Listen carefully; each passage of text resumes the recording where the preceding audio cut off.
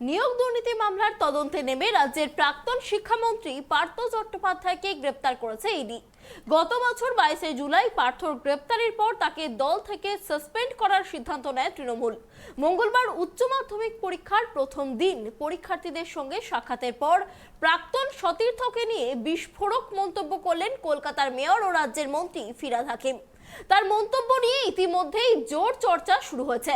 এদিন সংবাদ মাধ্যমের মুখোমুখি হয়ে ফিরহাদ হাকিম জানিয়েছেন, এই পার্থদাকে আমি চিনতাম না, এই পার্থদা আমার কাছে নতুন।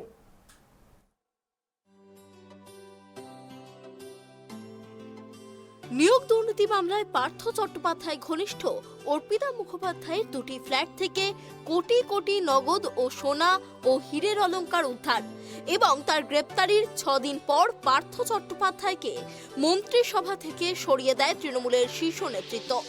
দল থেকে তাকে সাসপেন্ডও করা হয়। যদিও আজ পর্যন্ত দলের বিরুদ্ধে একটিও কথা বলা তো দূরে থাক, দলের পক্ষেই বারবার মন্তব্য করে গিয়েছেন প্রাক্তন শিক্ষামন্ত্রী।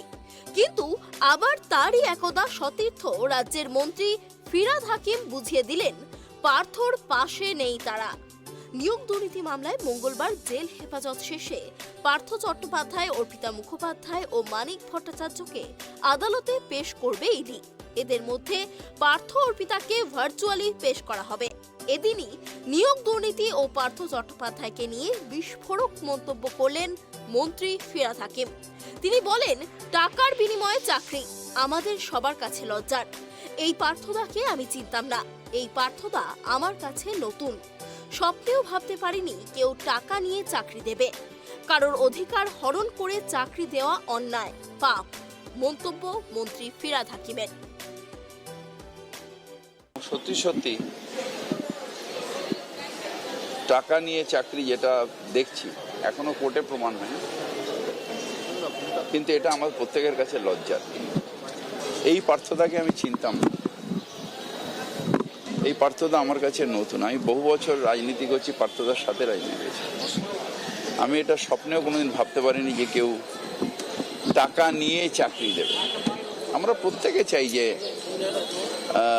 পার্টির ছেলেদের চাকরি হোক, যারা বেকার ছেলে তাদের চাকরি হোক, কিন্তু কারোর অধিকার হরণ করে চাকরি যদি সত্যি সত্যি দিয়ে থাকে সেটা অন্যায়, সেটা পাপ। সততার প্রতীক মমতা বন্দ্যোপাধ্যায়। চাঁদে দাগ থাকতে পারে, মমতা বন্দ্যোপাধ্যায়ের কোনো দাগ নেই। মমতা বন্দ্যোপাধ্যায় কোনো অন্যায় করতে পারেন না। নিশ্চিতভাবে কাউকে বিশ্বাস করাটা ভুল নয়, কাউকে বিশ্বাস করাটা অন্যায় নয়। কাউকে বিশ্বাস করে ঠকেছেন, কিন্তু বিশ্বাস রাখতেই হবে, তার কারণ এত বড় অর্গানাইজেশন বিশ্বাস ছাড়া চলে না। দল তার সঙ্গে দূরত্ব তৈরি করলেও ধারাবাহিকভাবে দলের পাশে দাঁড়িয়েছেন একদা তৃণমূলের নাম্বার 2। সে দলের পাশে থাকার বার্তাই হোক বা প্রতিষ্ঠা দিবসের শুভেচ্ছা জানানোই হোক।